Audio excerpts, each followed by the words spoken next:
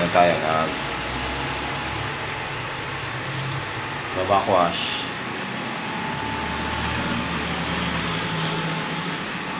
Backwash muna, backwash. Para sarap ang lasa ng tubig. Magbabakwash muna tayo ngayon, mga kabataan.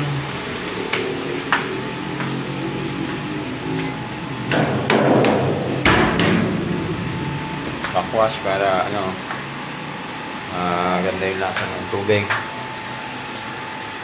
Para suwabe. Ang hagod. Parang alak lang Kasi pag maganda yung pagkaka-backwash yung ng ganyan sa water station, maganda yung lasa ng tubig.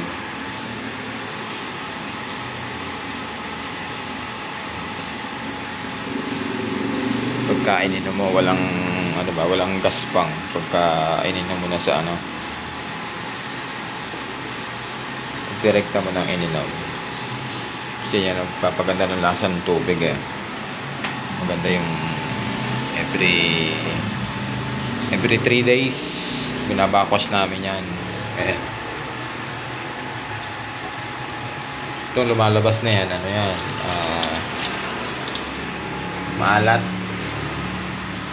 maalat ang lasa niyan. Hindi mo maiinom, hindi pwede pang paligo, hindi pwede pang laba. Waste talaga yan. Yung mga bacteria nung nandun sa yan dyan sumasama para ilalabas niya. Yan, backwash. Ito yung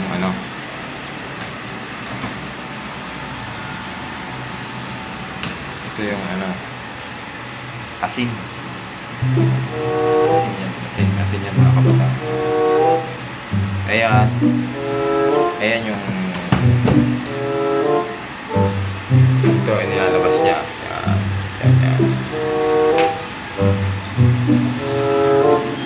Tapos dadaan sa tangking, sa tatlong yan, tatlong yan. Tapos ito sa filter. Lahat yan dadaanan niya yung filter na 2, 4, 6. Meron pa sa likod yan mga kabatang. Ayan. Bali ilan yan? 6 yan. Tapos dito 4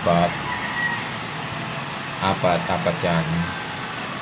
Bali yung filter na naman na yan para sa alkaline mga kabatang. Alkaline. Pero may mga sizes din yung filter na yan. May mga micron ba? Ayan. 10, 5, 20 micron. Tapos itong isa CT yan. Ito yung laman yan pebbles. Yan yung unang sumasala ng tubig na para maging malinis talaga. Kaya pag inom natin ay suabe. Ganun yan mga kabataan. So, ito yan ito yung nililinis pa niya. Ito 1, 2, 3. Pabalik yan, papunta daw pag tapos pabalik doon sa filter, tapos ilalabas niya dito.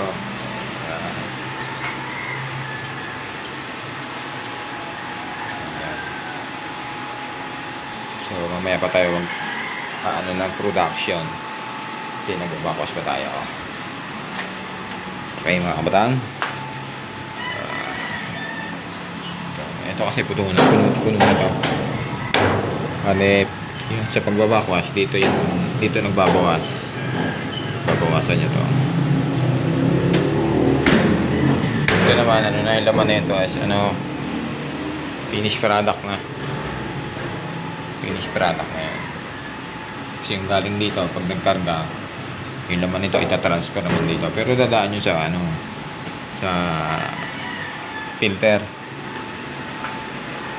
Sa lahat ng filter na nandun, dadaan pa rin yan doon.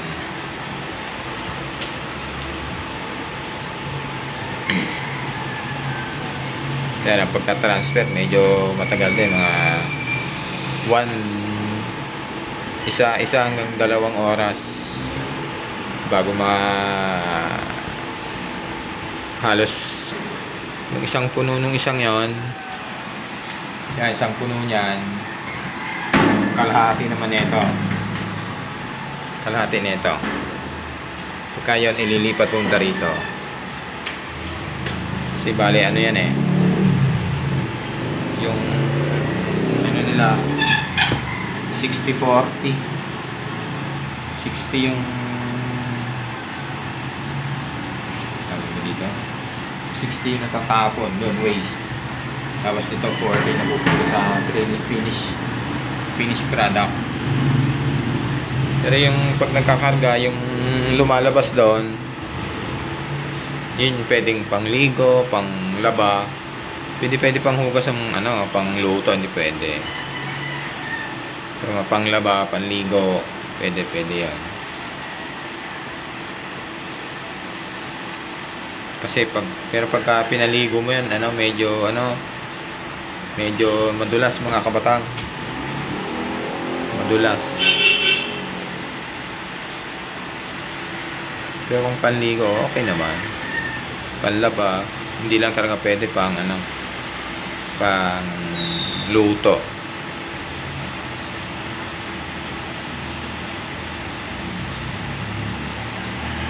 Medyo matagal yung pagbabakwash namin mga kabatang. Mga ano yan, 30 to 45 minutes. Ganyan katagal ano yan, i-maintenance. Kasi ilang araw na production kami. Minsan kasi yung pumapangit yung lasa pag matagal bago i-backwash. Kung naman, pwede namang inumin pero may lasa talaga. Ganun yung technique pala dyan sa gantong mga water station mga kabataan.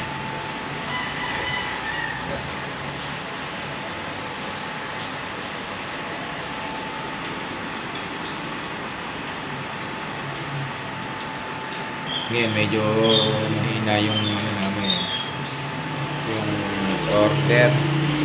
Kasi kahapon dami. Napalaban tayo kahapon sa delivery. Paspasan. Kasi mag-isa lang tayo eh. Kasama natin yung mayari eh, hindi naman makapagbuhat na yun eh. Kasi medyo matanda na. Pagdadrive na lang talaga ang kaya niya. Yun.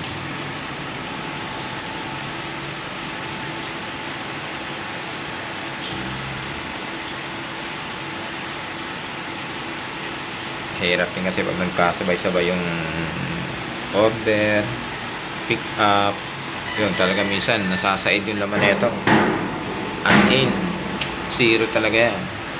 Hanggang dito na, sa pin lang talaga, dyan lang matitira niya. Sakto lang doon sa may pump niya, sa may bungad. Doon lang talaga. Pagka nagsabay-sabay yung order, ayan na. Na maghihintay ng pag naubos kasi yan, hihintay mo ulit na mapuno yon, tsaka mo ilipat ulit dito. Ganun yung proseso niyang kaya ang ginagawa namin pag sa gabi, sa hapon pag uwian na, hindi na pinapatay yung gate valve namin para kinabukasan puno na siya. Kasi dati kasi yung hindi napapalitan yung floating valve niya, ito yan. Pag yung hindi pa napalitan yan, umaga pa ulit kami magkakarga, kaya daming napipending. Kung madaming order doon, naiipon. Eh ngayon pinapalitan na nila ng floating valve, kaya kahit iwanang nakabukas yung gate valve, okay lang kasi naman siya, mag-automatic stop na siya. Pag puno na yan, may tataas lang yung floating valve niya para isarado niya yung valve. Kaya pagdating namin sa umaga dito, puno na siya, kaya magta-transfer na kami. Maglo-loading na yung doon, sa kabilang yun, ita-transfer na rito. Tapos pag na-transfer na dito,